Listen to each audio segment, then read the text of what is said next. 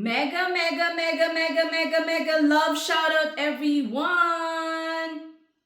Guys, story time ulit tayo.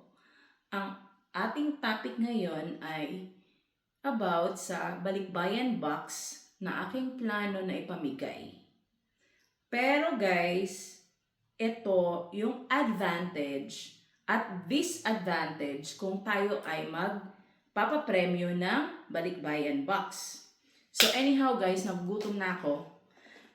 Kaya ko naalala na naman yung balikbayan box na yan nang namili ako kanina ng chocolates kasi naka-sale siya. Konti lang naman ang discount. Pero kahit paano, nakatipid ako ng 1 euro. Kagaya nito, nakatipid ako dito ng 1 euro. Mahal to na chocolate. This one is from Sweden. This is not made in Germany. This is a Swedish chocolate. Pero premium siya. Bumili ako ng 4. Kasi naka-sale siya. Paborito to ni Shetsi Putsi. So, ayan. So, kaya ako naalala ang balikbayan box. Achuchucho, diba? So, now, kain muna ako, guys, no? Nagugutom ako. Sabihin na lang natin, chocolate mukbang. Balik muna natin dyan. Nguya muna, nguya. So, guys, kung ako ay magpapadala sa Pilipinas ng balikbayan box, meron akong listahan dito. Diyos mio, kailangan ko talagang mag-eyeglasses. So, dahil dito ang ilaw, ganito guys. Medium, 95 euros. Pag Luzon at Visayas naman, 105 euros. Mindanao, 115 euros. Yan ay medium. Kung large, Luzon or Metro Manila area, 110 euros. Visayas, 125. And Mindanao, 135. Ang air cargo, maximum of 1 to 5 kilograms lang. At may flat rate siya from Luzon, Visayas, Mindanao, 105 euros. Okay. Kung ako ay magsisend ng balikbayan box, dalawa lang ang sizes dito ng balikbayan box, medium at saka large. Ito ay sea freight or sa dagat, which is common, di ba? 3 to 4 months or 3.5 months to be accurate about it. Dumadating from Germany to wherever, if Luzon area, Visayas, or Mindanao. So, ang ginawa ko dito na example is Visayas kasi siya yung middle na price. So, ang presyo guys ng large, hindi ko na sasagarin ko na 60 kilograms ang large, 50 kilograms ang medium, 10 kilograms lang ang kanyang difference. So, okay, ang presyo ng medium, 105. Ang presyo ng large is 125. So, 20 euros ang difference ng medium at saka large. Pero in terms naman sa dami, 50 kilograms ang medium, 60 kilograms ang large. Guys, sa Germany, wala kaming malalaking air cargo.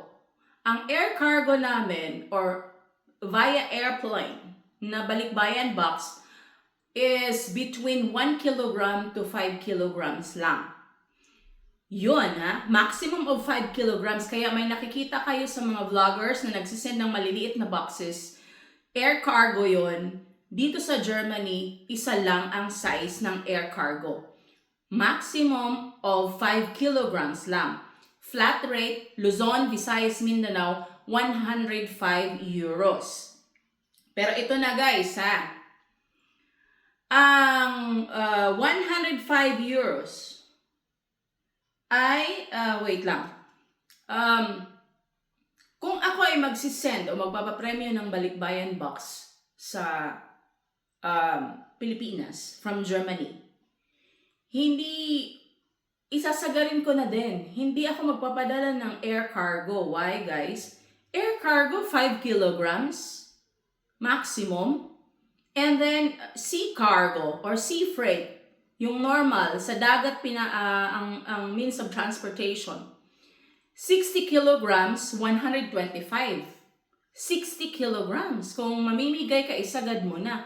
5 kilograms ang ipapamigay mo. Tapos ang presyo ng shipping mo, hindi nagkakalayo. Ang shipping ng 5 kilograms via airplane is 105. While ang shipping ng 60 kilograms via dagat or sea freight, 125. Pero hindi pa yan guys ang total. 125 euros ang sending kapag ito ay yung shipping lang pala guys. Plus 10 euro box.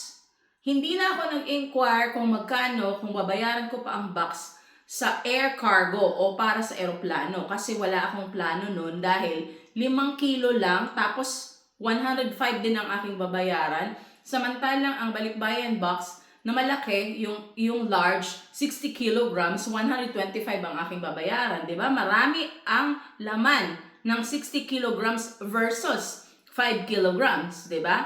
So, yan, pakatandaan nyo yung mga pinupunto ko guys. So, ayan, check natin ang computation conversion sa peso.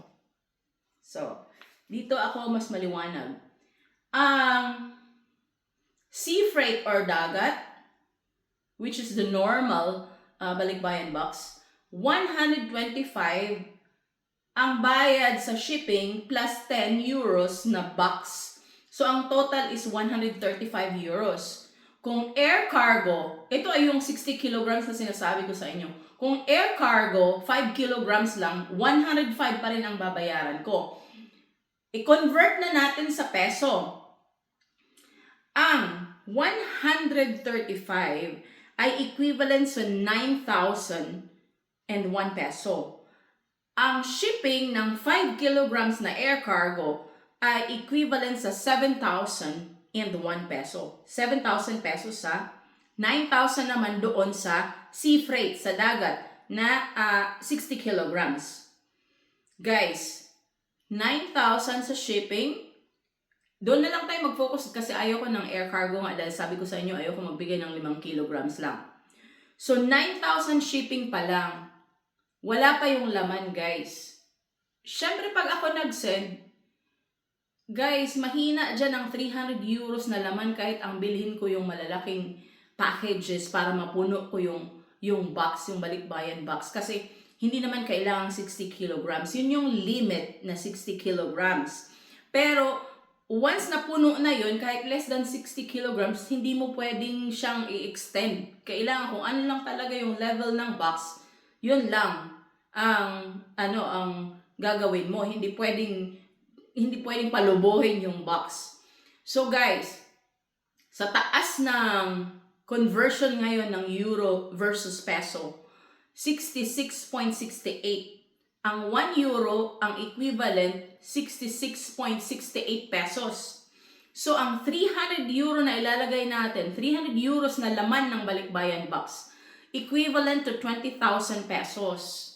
So 20,000 pesos ang laman plus 9,000 shipping, that is 29,000. So wag na muna tayong mag-focus doon sa laman, 'di ba? Kasi approximated minimum of 300 euros. Doon lang tayo mag-focus sa simple mathematics ng ating shipping, which is 9,000. Ngayon guys, kung balikbayan box ang aking isi-send, kung balikbayan box, 9,000 shipping, isang tao lang. Syempre, hindi naman ako magsisend ng balikbayan box na 9,000 shipping. Lalagpas sa 3 balikbayan box. Per season, di ba? Per season or per batch, siguro maximum na ng 2 balikbayan box ang isisend ko. Syempre, di ba? Butas bulsa yon. And, guys, kung pipiliin naman ng aking supporters na GCash na lang, 9,000 tapos tagwa 1,000. Kain ulit ako. 9 persons ang mabibigyan. Tagwa 1,000. Di ba? Sa shipping pa lang nausapin yun. Wala pa yung lamang. So, yan ang gusto kong ikwento sa inyo, guys. Tumansik. Na, in my own opinion, para mas marami ang mabigyan, lalo na malapit ng magpasko, mas gugustuhin kong GCash na lang. Equivalent to my shipping fee for a large balikbayan box from Germany to Philippines is shipping itself 9,000 pesos. Isang tao lang ang lalagpakan yan. Kahit sabihin, kalimutan nyo ng 2 ang aking bibigyan. Doon tayo mag-focus sa isang box, 9,000. Isang tao lang, isang pamilya lang magiging masaya. Pero pag binigyan natin ng tagwa 1,000 na grocery, in equivalent ng 1,000 pesos na grocery, ang 9 katao. 9 katao po ang ngingiti sa Pilipinas. Sabihin pa natin, i-reduce natin sa 5 na tagda 2,000. 5 pamilya ang matutuwa ngayong malapit na ang Pasko. Kung ito man ay isisend ko sa Pasko o before Pasko. So guys, yan ang ating story time about balikbayan box. Kapag kayo ay palaging nagbabakas sa baba at nag-share, importante ang share. Importante dahil hindi tayo lalaki pag walang share. So maraming nanalo na sa ruleta namin o napili ko na hindi itinuloy ang pag-send ng premyo kasi wala pong share.